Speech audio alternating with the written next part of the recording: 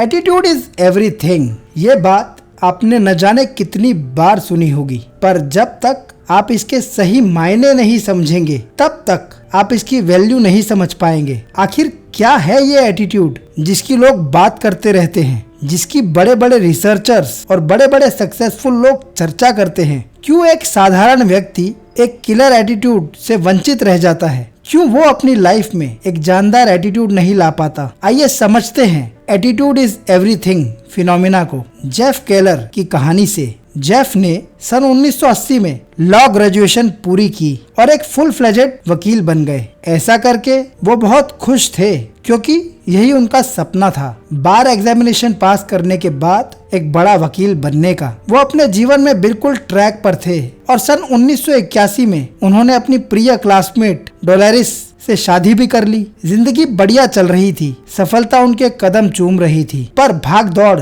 भरे इस जीवन में कुछ साल बीतने के बाद जेफ अपने जीवन से कुछ ज्यादा खुश नहीं थे। उन्हें अपना काम पसंद तो था, पर उन्हें सच्ची इंटरनल सेटिस्फेक्शन नहीं मिल पा रही थी और यह डिससेटिस्फेक्शन धीरे धीरे नेगेटिव माइंडसेट में बदलती जा रही थी और उन्हें अपने काम से जुड़ी चीजों से नफरत सी होने लगी थी। एक ही केस के लिए 10-10, 15-15 डेट्स। उन्हें लगने लगा कि आखिर वो जीवन में कर क्या रहे हैं।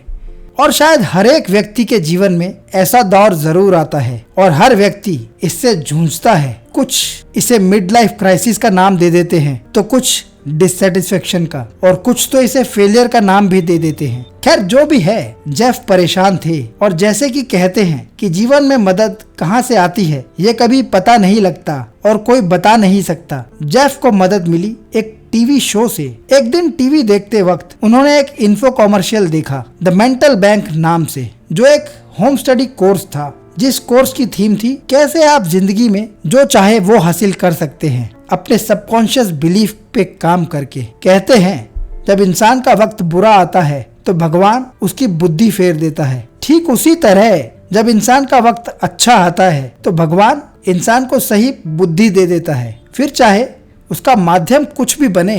The mental bank self study course की मदद से जेफ ने अपने आप में चेंज लाना शुरू किया। उन्होंने मशहूर ऑथर्स जैसे कि Napoleon Hill, Og Mandino, Norman Vincent Peale जैसे महान लोगों की किताबें पढ़नी शुरू की। ऐसा नहीं था कि जेफ की लाइफ ओवरनाइट चेंज हो गई, पर हाँ, जेफ को विजिबल डिफरेंस नजर आना शुरू हो गया। वो बेहतर महसूस करने लगे। जेफ में दोबारा एक एनर्जी आ गई थी, उनका एटीट्यूड बदलने लगा और सबसे बड़ी बात, उनमें हिम्मत आ गई। अगर सही एटीट्यूड मिल जाए तो इंसान कुछ अलग ही स्पीड से भागता है जीवन में। तो जेफ के साथ भी कुछ ऐसा ही हुआ।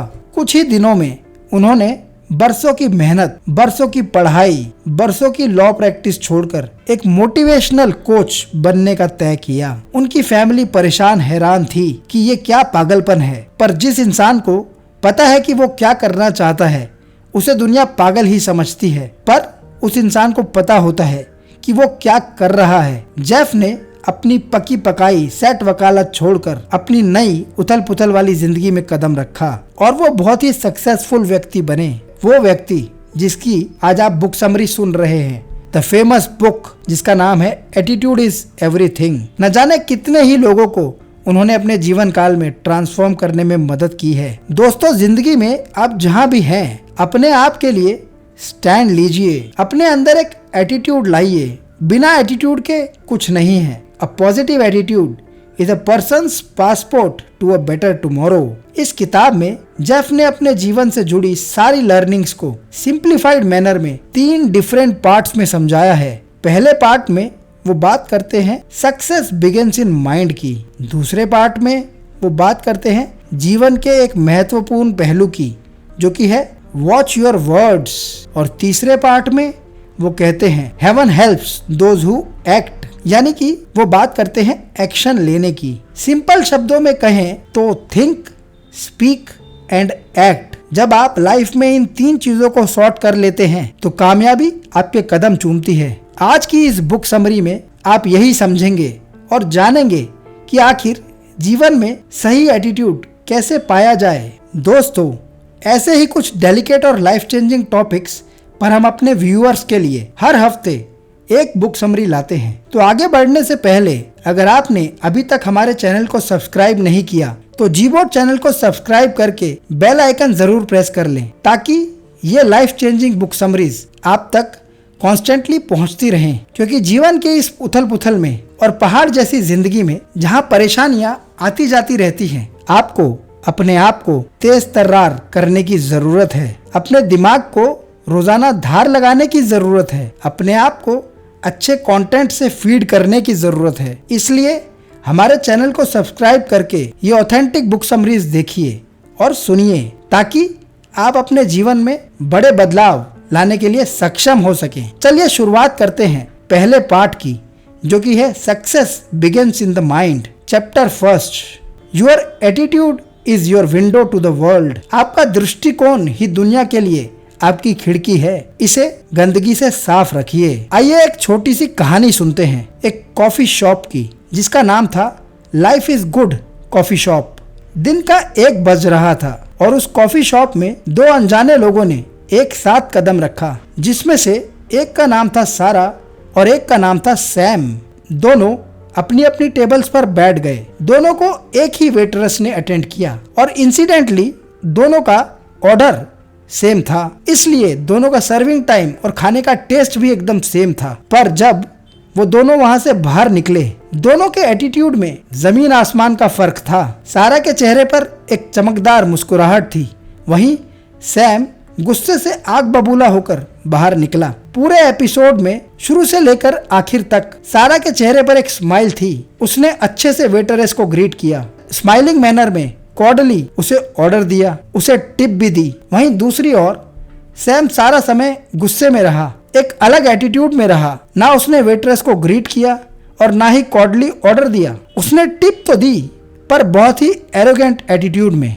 अब दोस्तों, ये कहानी क्या दर्शाती है, जरा सोचिए इस बारे में। आपका एटीट्यूड ही सब कुछ है। नेगेटिव एटीट्यूड वाला व्यक्ति चीजें नहीं हो सकती इस चीज में बिलीव करता है, वहीं पॉजिटिव एटीट्यूड वाले व्यक्ति कैन डू एटीट्यूड में बिलीव करते हैं। नेगेटिव एटीट्यूड वाला व्यक्ति प्रॉब्लम देखता है और पॉजिटिव एटीट्यूड वाले व्यक्ति सॉल्यूशंस। नेगेटिव एटीट्यूड वाला व्यक्ति दूसरों में गलतियां निकालता है, वहीं पॉजिटिव एटीट्यूड वाले व्यक्ति दूसरों की अच्छाइयां देखते हैं। नेगेटिव एटीट्यूड वाला व्यक्ति ये देखता है कि लाइफ में उसके पास क्या नहीं है, और वहीं पॉजिटिव एटीट्यूड वाले व्यक्ति लाइफ की ब्लेसिंग्स देखते हैं। जीवन को देखने में इन दोनों के नजरिए में जमीन आसमान का फर्क होता है। एटीट्यूड ही दुनिया को देखने की आपकी खिड़की है। इसे साफ रखिए, इसे क्लियर रखिए, क्योंकि अगर आप ऐसा नहीं करेंगे तो इस पर धूल मिट्टी और गंद जमती जाएगी और थोड़े समय बाद आपको इसके आर पार दिखना बंद हो जाएगा। एक बात जो समझना जरूरी है वो ये है कि जीवन में हर एक व्यक्ति शुरुआत साफ खिड़की से ही करता है, पर धीरे धीरे खिड़की पर मैल जमनी शुरू होती है। सबसे पहले माँ बाप और आसपास के लोगों की डांट फटकार से बच्चों के एटीट्यूड में चेंज आना शुरू होता है। फिर आगे चलकर दोस्तों यारों से पीछे होने का एहसास इंसान के एटीट्यूड पर कुछ और धूल चढ़ाता है, और फिर धीरे धीरे peer comparisons in professional atmosphere attitude को और कमजोर और नेगेटिव बना देते हैं। लाइफ के डिसएडवांटेजेस, डाउट्स एंड रिजेक्शंस इंसान के नॉर्मल एटीट्यूड को एक नेगेटिव और फ्रस्ट्रेटेड एटीट्यूड में तब्दील कर देते हैं। ठीक उस खिड़की की तरह जिस पर धूल जमने के कारण उससे आर पार दिखना बंद हो जाता है, इंसान के एटीट्यूड पर ये धूल चढ़ने के कारण उसका एटीट्यूड नेगेटिव और पावरलेस हो जाता है। इसका एक ही इलाज है। जिस तरह आप अपने दरवाजे खिड़कियां साफ रखते हैं, ठीक उसी तरह जीवन में अपने एटीट्यूड को साफ रखिए, उस पर काम कीजिए।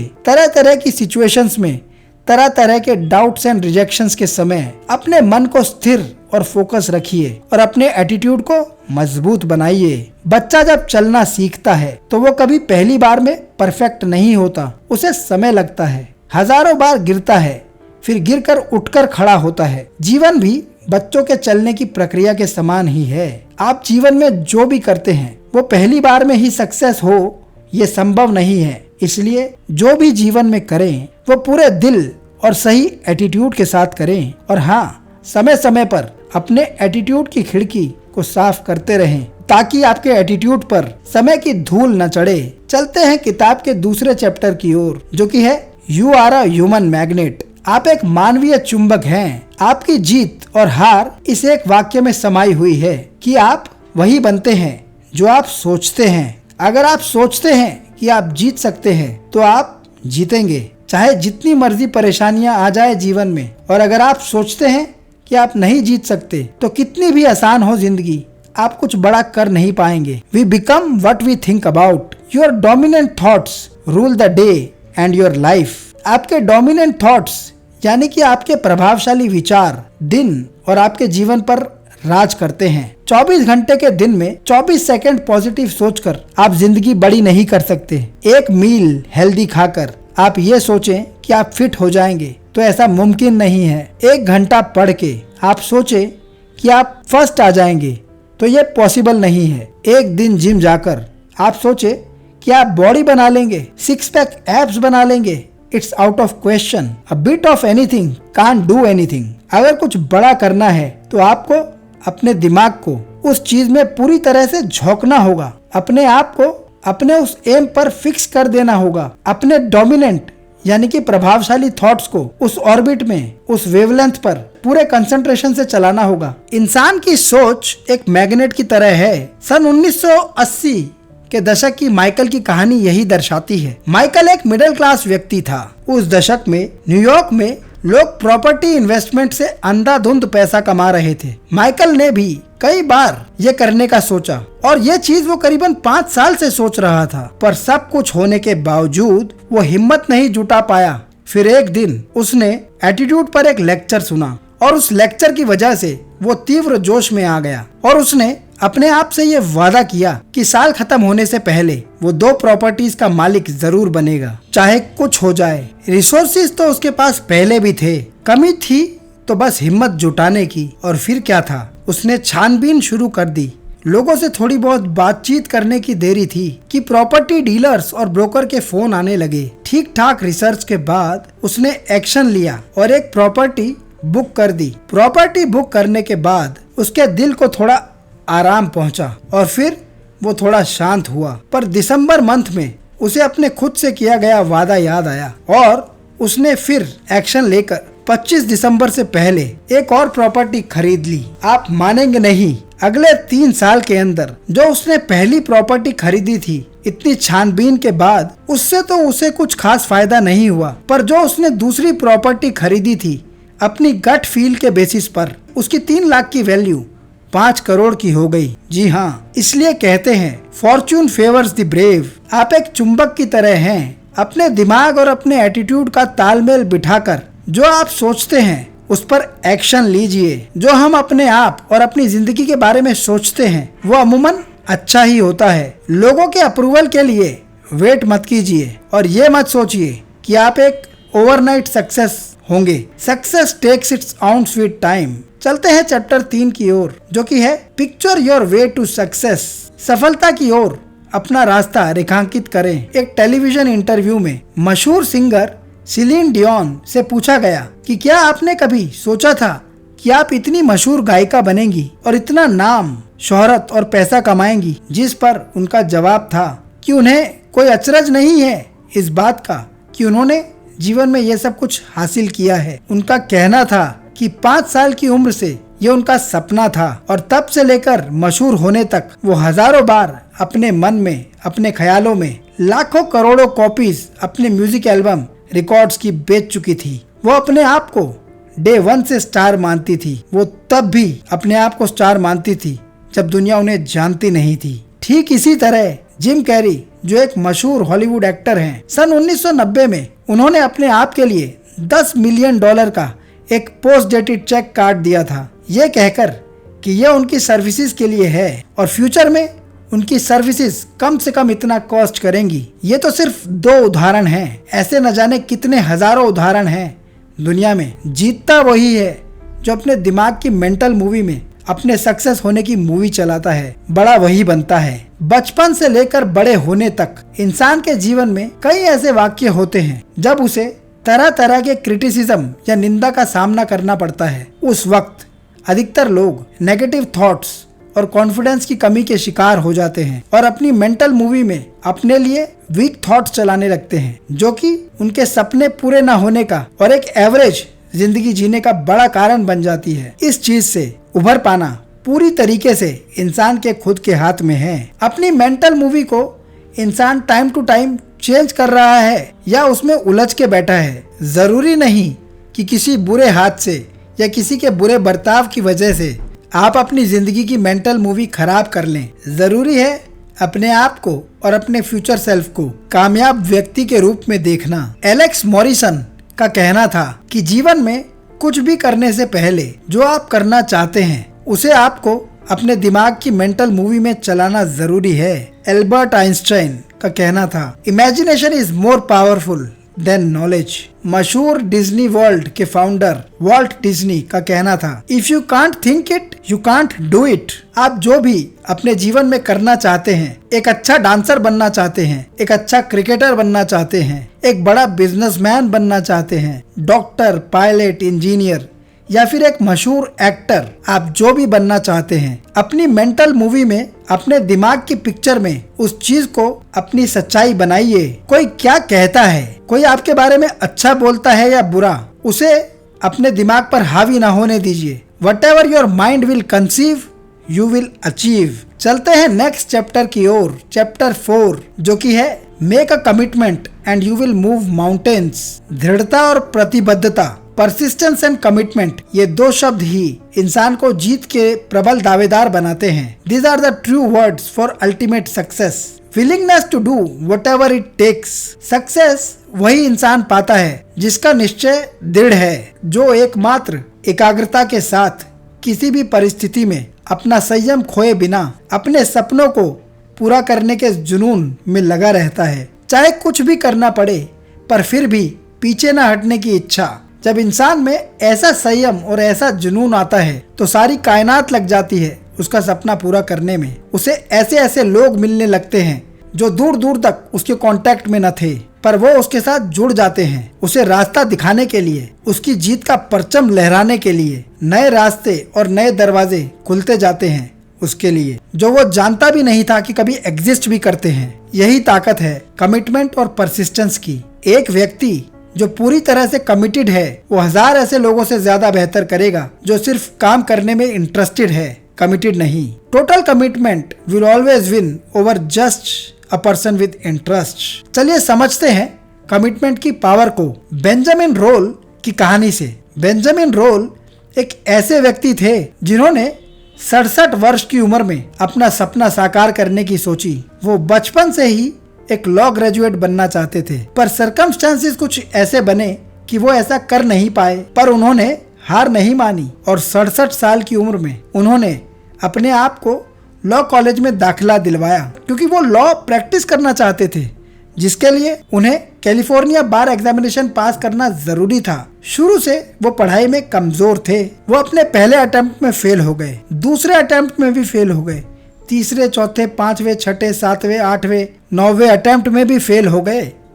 कोई साधारण व्यक्ति होता तो शायद हार मान लेता और भूल जाता इस सपने को, पर क्या आप मानेंगे, वो लगे रहे। वो 13 बार फेल हुए। साल में 2 अटेम्प्ट दिए जा सकते थे इस एग्जामिनेशन के। उन्होंने 73 साल की उम्र में अपने 14वें अटेम्प्ट में कैलिफोर्निया बार एग्जामिनेशन पास किया और फिर सक्सेसफुली प्रैक्टिस भी की और एक टॉप के लॉयर बने। इसे कहते हैं कमिटमेंट। यहाँ हम इंसान की नॉलेज या उसकी इंटेलिजेंस की बात नहीं कर रहे, हम बात कर रहे हैं कमिटमेंट की, परसिस्टेंस की। अगर आप कमिटेड हैं तो आप अपने से ज्यादा टैलेंटेड लोगों को भी हरा देंगे। जीत हमेशा उसकी नहीं होती जो बेहतर होता है, जीत हमेशा उसकी होती है जो लगा रहता है। जीत उनकी होती है जिनके सपनों में जान होती है, उनके पंखों से बड़ी तो उनकी उड़ान होती है।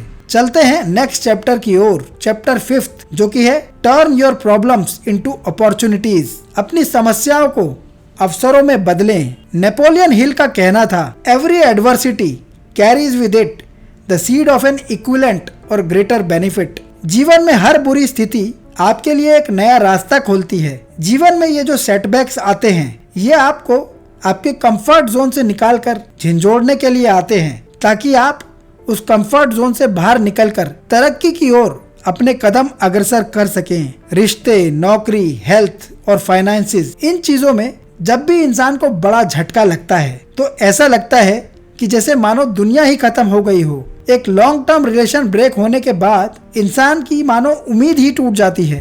पूरी जिंदगी एक जगह नौकरी करने के बाद अगर इंसान को उस जगह से निकाल दिया जाए तो उसकी क्या हालत होती है। और जब एक अच्छे खासे व्यक्ति की किसी बड़ी बीमारी से भेंट होती है तो वो अंदर से टूट जाता है। एक मिडिल क्लास व्यक्ति जब किसी बड़े फाइनेंशियल क्राइसिस से गुजरता है तब उसे समझ में आती है कि असली जिंदगी आखिर है क्या।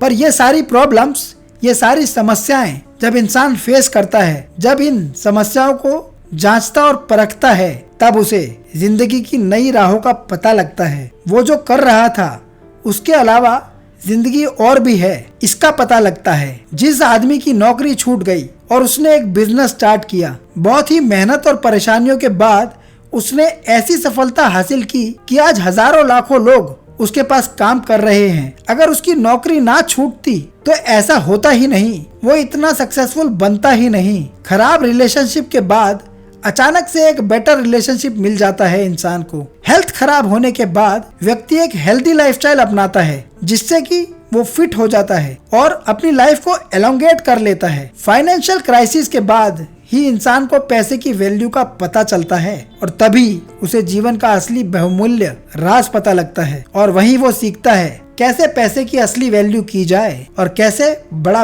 पैसा कमाया जाए। अगर सही मायने में कहें तो बहुत सी बार ट्रेजेडी ही बड़ी कामयाबी को जन्म देती है, और ट्रेजेडी नहीं तो कम से कम बड़ी परेशानी तो लगती ही है इंसान को जीवन में बड़ा बनाने के रास्ते पर डालने के लिए। अगर आप किसी एडवर्सिटी यानी कि आपदा से घिरे हुए हैं तो जानिए कैसे ये आपको मजबूत कर रही है और कैसे आपका आने वाला वक्त बड़ा होने वाला है। जीवन की जो परेशानियां और एडवर्सिटीज हैं, ये आपको नई सोच और नया पर्सपेक्टिव दे रही हैं। ये आपको आपकी आने वाली बड़ी जीत के लिए तैयार कर रही हैं। जीवन की ये जो आपदा है आपको लोगों के प्रति सहनशील बना रही हैं, आपको बुराइयों में अच्छाई देखने का अवसर दे रही हैं। ये जो आपदाएं हैं ये आपके अंदर का हिडन टैलेंट, हिडन पोटेंशियल बाहर निकालने में आपकी सहायक बन रही हैं। They will make you a lethal weapon which will be invincible। ये एडवर्सिटीज ही हैं जो आपको जीवन की बड़ी फ्लाइट के लिए तैयार कर रही हैं। परेशानियां और एडवर्सिटीज ही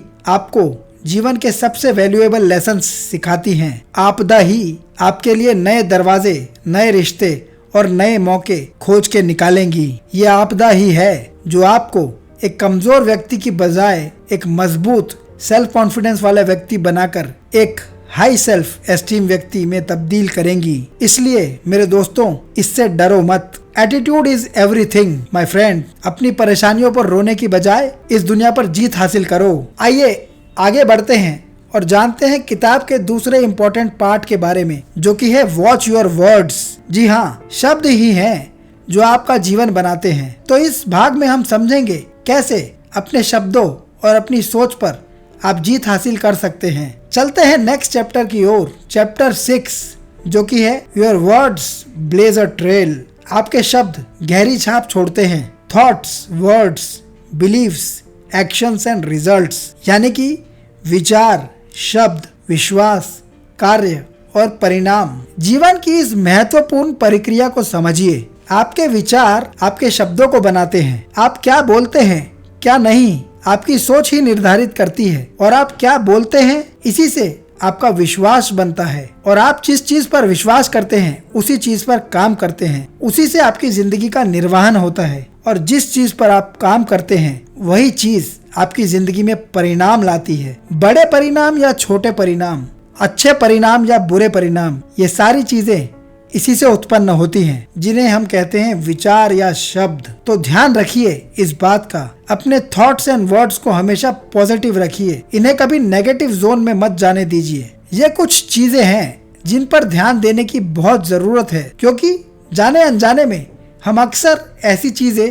अपने दिमाग में दोहराते रहते हैं, जैसे कि मैं मैथ्स में अच्छा नहीं हूँ, मैं टेक्निकल चीजों में अच्छी नहीं हूँ, मैं फाइनेंसिस में अच्छी नहीं हूँ, मैं कुकिंग में अच्छा नहीं हूँ, बड़ा पैसा हमारे लिए नहीं बना, हमारी अपब्रिंगिंग ही हमारी कमजोरी है, हम खराब एनवायरनमेंट में रहते हैं। ऐसी सोच और शब्द ही आपको नीचे की ओर धकेलते हैं। जीवन में जितना हो सके इन नकारात्मक शब्दों को सकारात्मक सोच और जिंदगी में बदलिए। मैं मैथ्स में अच्छा कर सकता हूँ, मैं टेक्निकल चीजों में अच्छी हूँ या बन सकती हूँ, मेरे फाइनेंशियल्स अच्छे हैं और अच्छे होंगे, थोड़ी मेहनत की जरूरत है बस, मैं कुकिंग सीख के अच्छा खाना बना सकता हूँ। हम बड़ी चीज करने के लिए ही बने हैं, इसलिए बड़ा पैसा हमारे कदम चूमेगा। हम अच्छे एनवायरनमेंट में रहते हैं। हमें अपनी सोच पर काम करके ऐसी पॉजिटिव कमेंट्री लाइफ में रखना जरूरी है। आप जैसा सोचेंगे वैसा ही होगा। जब आप किसी के बारे में नेगेटिव सोचते हैं तब आप देखेंगे कि आपको उस व्यक्ति की बुराइयां ही दिखती हैं, पर वहीं अगर आप उस व्यक्ति के बारे में अच्छा सोचने लगेंगे तो फिर आपको उसकी अच्छाइयां दिखनी शुरू होती हैं। Actual power is all in your mind and words. उन शब्दों को चुनिए जो आपको अपने जीवन के लक्ष्य की ओर अग्रसर करें, ना कि उनसे दूर करें। ध्यान रखिए, जीवन के इन 4 महत्वपूर्ण तत्वों में, जो कि है relationships, finances, career and health, इनमें हमेशा पॉजिटिव वर्ड्स एंड थिंकिंग का इस्तेमाल करके आगे बढ़िए। चलते हैं अगले चैप्टर की ओर, चैप्टर 7, जो कि है हाउ आर यू। आप कैसे हैं? आपका दिन और जीवन चलता है इस छोटे से प्रश्न पर, जो कि दिन में न जाने कितनी बार सुनते होंगे आप। जिससे भी आप मिलते हैं वो व्यक्ति पूछता है कैसे हैं आप, और आप उनसे पूछते हैं कि आप कैसे हैं। It's a never ending question, और इस नेवर एंडिंग क्वेश्चन के 3 डिफरेंट कैटेगरी के आंसर हो सकते हैं। इसका आंसर या तो नेगेटिव रिस्पॉन्स हो सकता है, या तो मीडियोकर रिस्पॉन्स, और या फिर पॉजिटिव रिस्पॉन्स। आपने देखा होगा कुछ लोगों को रोते ही रहते हैं। उनसे जब भी पूछ लो कैसे हो तो अपनी परेशानियों की सूची बताना शुरू कर देंगे। इन्हें आप दुखियारी तरह के लोग कह सकते हैं। फिर कुछ लोग मिलेंगे जो हमेशा कहेंगे ठीक है, चल रहा है, मीडियोकर, एवरेज किस्म के लोग। और कुछ लोग ऐसे हैं जिनसे आप जब भी मिलो वो हमेशा एक्साइटेड होते हैं, कहते हैं मैं बहुत खुश हूँ, तरक्की हो रही है, आज मैं ये कर रहा हूँ, कल मैं ये करने वाला हूँ, life is awesome, all is going great. अब आप देखें कि आप किस कैटेगरी में हैं और कैसा बनना चाहते हैं। निकाल दीजिए अपने जीवन में से सुस्त और नेगेटिव रिस्पॉन्सेस को। Always try to be positive, और हमेशा इस प्रश्न आप कैसे हैं का जवाब उत्साह और जोश के साथ दीजिए। जब आप ऐसा करते हैं तो एक पॉजिटिव रिस्पॉन्स का सर्कल स्टार्ट करते हैं, जो कि आपके काम, आपकी जिंदगी और आपके रिलेशनशिप्स सबको पॉजिटिविटी में बदल देता है। So always respond with enthusiasm to this question that how are you. चलते हैं नेक्स्ट चैप्टर की ओर, चैप्टर 8, जो कि है स्टॉप कंप्लेनिंग। जीवन में शिकायत करना बंद करिए। जीवन जीने के 2 तरीके हैं, या तो आप जीवन को कंप्लेंट के एटीट्यूड के साथ जी लो या ग्रेटिट्यूड के एटीट्यूड के साथ। ये आप पर निर्भर करता है कि आप क्या चुनते हैं। आप सुबह उठकर भगवान से अपने सही सलामत होने का शुक्र अदा करते हैं, या उठते ही जीवन में जो चीजें नहीं हैं उसके बारे में ना होने का गम। एस्पिरेशंस होना अच्छी बात है, पर हर वक्त कंप्लेंट करते रहना एक बहुत ही दर्दनाक स्थिति है, जिससे इंसान कभी उभर नहीं पाता। जो कंप्लेनिंग माइंडसेट का व्यक्ति है वो हर जगह कंप्लेंट करेगा, अपने ऑफिस में, अपने घर में। ऐसा व्यक्ति शॉपिंग भी करेगा तो कंप्लेनिंग मोड में करेगा, उसे वहाँ के सेल्समैन में खराबी ही नजर आएगी। और जो ग्रेटिट्यूड का एटीट्यूड रखने वाला व्यक्ति है वो हमेशा शांत, संयम और ग्रेटिट्यूड के साथ चीजों को करेगा। देखिए, जहाँ पे सही मायने में कंप्लेंट की जरूरत है, जहाँ कुछ गड़बड़ है, वहाँ आप ऐसा करें तो ठीक है। वैसे तो वहाँ भी अगर आप इसको इग्नोर करें तो आप अपने दिमाग और अपने मन को ज्यादा सुखी रखेंगे, क्योंकि कंप्लेनिंग एटीट्यूड रखकर कभी फायदा नहीं होता। ऐसा करके आप अपने आप को ही नुकसान पहुँचाते हैं। इसलिए जो जैसा चल रहा है उसे बेहतर करने की कोशिश कीजिए, न कि कंप्लेनिंग माइंडसेट रखने की। इस एटीट्यूड को जीवन में अपनाकर जब आप ग्रेटिट्यूड को फॉलो करेंगे तब आप धीरे धीरे लोगों के लिए उदाहरण का काम करेंगे। लोग कंप्लेनर्स को नहीं, ग्रेटिट्यूड वाले व्यक्ति को अपनी फ्रेंड लिस्ट में टॉप पर रखते हैं। आइए अब बात करते हैं किताब के 3रे पार्ट की, जो कि है heaven helps those who act, यानी जीवन में क्रिया ही कुंजी है। जीवन में कुछ भी अपने आप नहीं होता। आपके जीवन में जो कुछ हो रहा है आपके एक्शंस ही उसका कारण है। इंसान अपनी किस्मत खुद बनाता है और खुद ही बिगाड़ता है। तो इस पार्ट में आप जानेंगे और समझेंगे क्यों आपके एक्शंस जरूरी हैं और कैसे आप सही एक्शन से अपनी जिंदगी बना सकते हैं। तो चलते हैं अगले चैप्टर 9 की ओर, जो कि है एसोसिएट विद पॉजिटिव पीपल।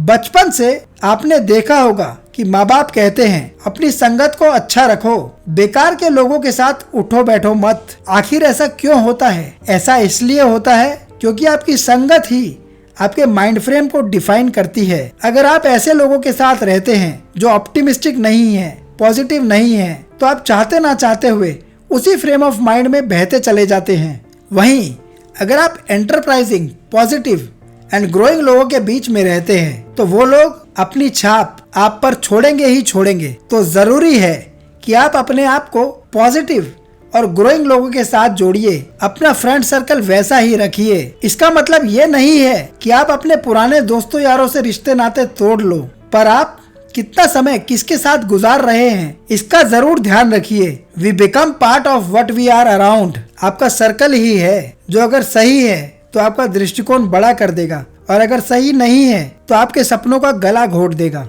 तो अपना सर्कल सही रखिए, उसे पॉजिटिव लोगों से भरिए, अपने जीवन से टॉक्सिक लोगों को बाहर निकालिए और उसे पॉजिटिव माइंडसेट वाले लोगों से रिप्लेस कीजिए। चलते हैं अगले चैप्टर की ओर, चैप्टर 10, जो कि है confront your fears and grow. अपने डर का सामना करो।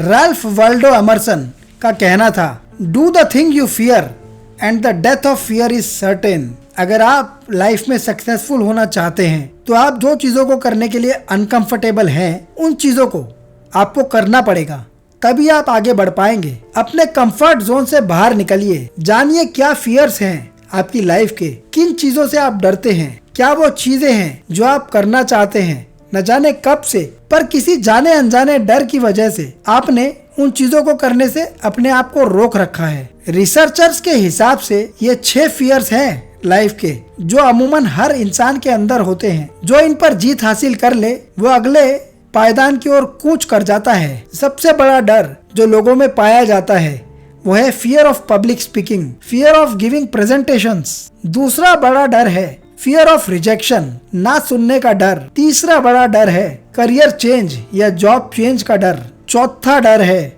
नेगेटिव न्यूज आने का डर।